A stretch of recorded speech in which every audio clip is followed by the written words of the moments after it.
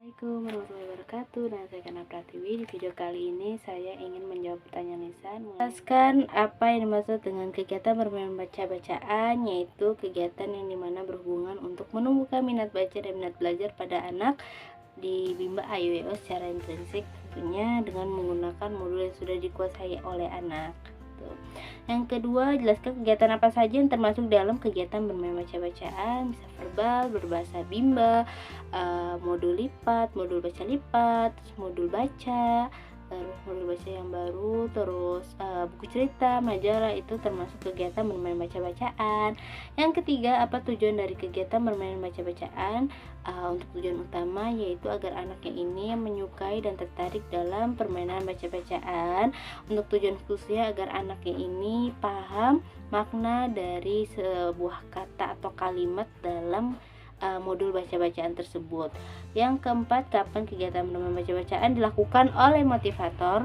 Kegiatan bermain baca-bacaan ini bisa dilakukan selama proses bermain sambil belajar yang ada di Bimba itu dilakukan, bisa di awal, di tengah, atau di akhir, ataupun ketiganya bisa dilakukan gitu oleh ya. Pokoknya selama proses bermain sambil belajar itu dilakukan, maka motivator bisa memberikan permainan baca-bacaan, tapi dengan melihat ekspresi si anak tersebut gitu. Yang kelima, mengapa kegiatan membaca bacaan menjadi kegiatan prioritas utama yang harus dilakukan oleh motivator? Balik lagi kita melihat visi dan misi Bimba yaitu untuk menumbuhkan minat baca dan belajar pada anak. Maka tentunya untuk menumbuhkan minat baca tersebut, motivator atau para relawan ini memprioritaskan baca-bacaan lebih banyak dan lebih utama daripada selingan. Karena apa? Karena agar cepat tumbuhnya nih karakter minat baca pada diri anak tersebut gitu. Terus yang ke 6, apa yang harus dievaluasi oleh motivator ketika anak bermain baca-bacaan? Ya sama, yang harus dievaluasi itu ekspresi dan kognitif. Ekspresinya, apakah anak ini semangat nih ketika bermain baca-bacaan, anak ini tertarik gak nih untuk bermain baca-bacaan atau tidak gitu. Jadi ekspresi ini dilihat setiap saat oleh motivator gitu. Dan untuk evaluasi khususnya yaitu kognitifnya juga, evaluasi kognitif kemampuan si anaknya ini bisa dilihat oleh motivator selama 10 menit sekali, apa anak ini sudah mampu atau belum dalam permainan baca-bacaan tersebut gitu. Jadi bisa dievaluasi oleh motivator. 7, bagaimana cara menerapkan kegiatan bermain baca-bacaan bersama anak? Yang pertama, motivator mengarahkan anak-anak untuk bermain baca-bacaan secara bersama-sama sesuai dengan tahapan anak-anak tersebut gitu. Terus kemudian selama proses bermain baca-bacaan, motivator melihat ekspresi anaknya ini masing-masing gitu. Kalau misalkan anaknya senang, berarti motivator bisa mengarahkan anak untuk menambahkan lagi gitu, adik kita mau main baca-baca lagi, tambah lagi boleh nggak gitu. Anaknya mau miss, oke berarti kita lanjut membaca bacaan lagi. Tapi kalau misalkan nggak miss aku nggak mau gitu, oh ya udah kita main tulis aja, adik mau nggak gitu, mau gitu. Kalau misalkan dia oke miss aku mau, dia mau, terus dikasih dulu selingan untuk memperbaiki mood dan semangatnya. Terus kemudian adik tadi setelah bermain selingan, adik tadi udah main tulis ya? Iya, ada tadi rajin sekali main tulisnya. Sekarang kalau kita main baca-bacaan tiket baru, adik mau nggak ya? Kita tarik garis deh, kata dia kita. Ih, aku udah mau miss gitu, aku udah semangat gitu. Kalau kata dia, oke deh adik gitu, kita main tiket lagi, kita main baca-bacaan lagi ya. Jadi diarahkan kembali untuk bermain baca-bacaan kembali gitu. Jadi setelah baca-bacaan selingan dikasih baca-bacaan lagi, karena selama proses bermain dan belajar di Bimba ini harus diperhatikan itu yang paling banyak itu bermain baca-bacaan gitu. Jadi untuk menerapkannya kayak gitu, jadi kasih baca-bacaan, terus selingan baca-bacaan, jika masih ada waktu dikasih selingan, terus baca-bacaan lagi. Jadi teori jamban dulu itu jalan dalam proses bermain dan baca-bacaan juga. Yang ke-8, apa dampaknya jika motivator tidak menerapkan permainan baca-bacaan? Yaitu dampaknya ini anak tidak akan merasa bosan gitu, karena bermain baca-bacaan terus nggak ada selingannya, terus atau anaknya ini tidak menjadi tidak semangat, sehingga nanti terhambatnya tumbuh minat baca pada diri anaknya ini nggak fun learning dalam bermain sambil belajar di Bimba, anaknya nggak bahagia juga. Jadi gitu. Jadi dampak jika motivator tidak menerapkan peran baca-bacaan, ya intinya anak ini nggak fun learning, nggak bahagia, dan nggak menikmati proses bermain sambil belajar di Bimba AYO gitu. Oke, di sini yang B mengenai teori jam bandul. Satu, jelaskan apa yang dimaksud yang diketahui mengenai teori jam bandul dan berikan contohnya. Untuk teori jam bandul sini yaitu adalah teori yang dijadikan acuan untuk menentukan prioritas yang ada di Bimba AYO, yaitu prioritas utama yang ada di Bimba AYO dengan menggunakan teori jam bandul yaitu bermain baca-bacaan gitu. Jadi teori jam bandul ini untuk menentukan yang mana prioritas utama dan mana yang bukan prioritas utamanya gitu. Contohnya apa? Contohnya kayak prioritas utamanya itu bermain baca-bacaan, terus membaca buku cerita, membaca majalah, berbahasa Bimba, itu contoh untuk prioritas utamanya. Sedangkan ada bukan prioritas utama atau kegiatan selingannya, itu kayak mewarnai, menggambar, menulis, menghitung, itu contoh untuk bukan prioritas utama atau kegiatan selingan di dalam teori jam bandul ya, atau di Bimba AYO.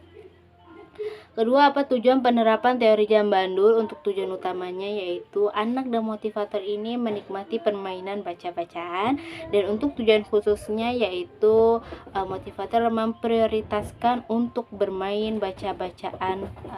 Jadi yang paling utama dan diprioritaskan tujuannya yaitu bermain baca-bacaan. Itu paling utamanya. Terus yang ketiga, kapan motivator menerapkan teori jam bandul? Selama proses bermain sambil belajar di Bimba AYO, pokoknya selama 30 menit itu motivator senantiasa menerapkan teori jam bandul, dari memberikan bacaan, terus kemudian selingan, terus bacaan lagi, terus selingan atau bacaan lagi, kembali lagi ke bacaan. Jadi yang paling banyak itu ya kegiatan utamanya tadi bermain baca-bacaan gitu.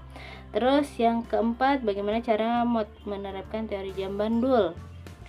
Satu, motivator mengajak anak-anaknya secara bersamaan untuk sama-sama bermain baca-bacaan sesuai dengan tahapan mereka. Kemudian motivator melihat ekspresi, afeksinya, terus mengevaluasi ekspresi dan afeksinya itu. Terus kemudian sebelum memberikan kegiatan selingan, motivator mengajak anak dan memotivasi anak dulu untuk bermain baca-bacaan kembali. Kakak, kita main baca-bacaan lagi yuk gitu. Kakak kan mau tulis ya? Oke deh kakak, kalau kakak mau tulis, gimana kalau biar semangat nanti lusa kita main baca-bacaan dulu kakak? Oke miss, kalau misalnya dia mau oke baca. Tapi kalau misalnya aku nggak mau miss, aku capek, ya udah nggak apa-apa, nggak usah dipaksain.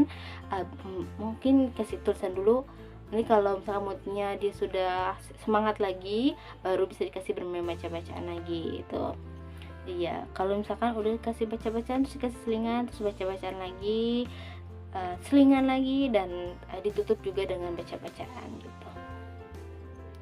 Oke, terus dan yang paling penting ya, ketika menerapkan teori jam bandul ini, yang paling penting itu motivator mengajak anak untuk berperan aktif, senantiasa melakukan evaluasi afeksi dan kognitif. Terus motivator memberikan reward dan motivasi atau apresiasi kepada anaknya, dan tidak memaksakan anak untuk bermain sambil belajar di Bimba tersebut. Jadi nggak boleh dipaksain. Terus yang ke 5, bagaimana jika motivator tidak menerapkan teori jam bandul?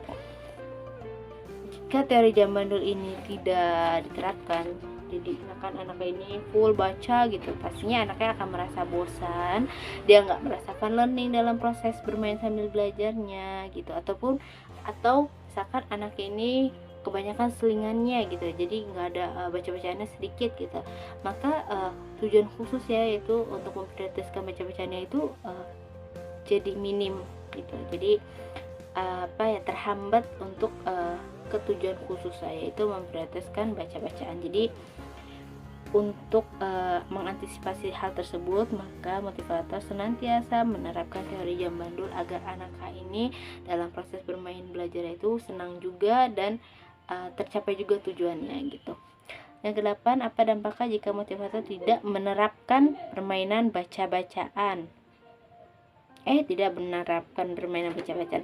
Apa dampaknya jika motivator tidak menerapkan teori jam bandul? Satu tadi, anaknya itu nggak fun learning, anaknya nggak anaknya ini nggak menarik, anaknya nggak tertarik, anaknya nggak semangat dalam proses bermain sambil belajarnya.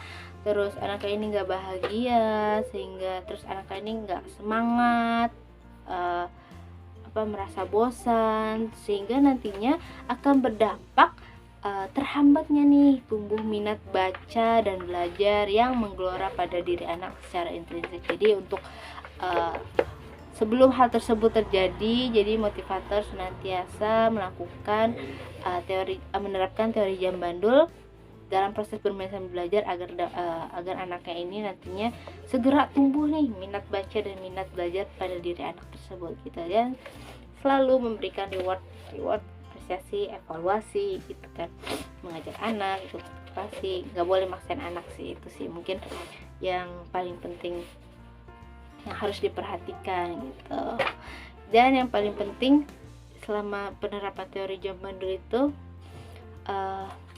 yang paling diutamakan, prioritas utamanya tentu ya itu bermain baca-bacaan. Itu sih mengenai teori jam bandul ya, ada pengertian, tujuan, kapan, bagaimana cara, dampaknya. Jadi hal tersebut mungkin setiap motivator harus, saya pun sendiri harus lebih banyak belajar dan memahami agar nantinya anaknya ini fun learning dalam proses bermain sambil belajar gitu.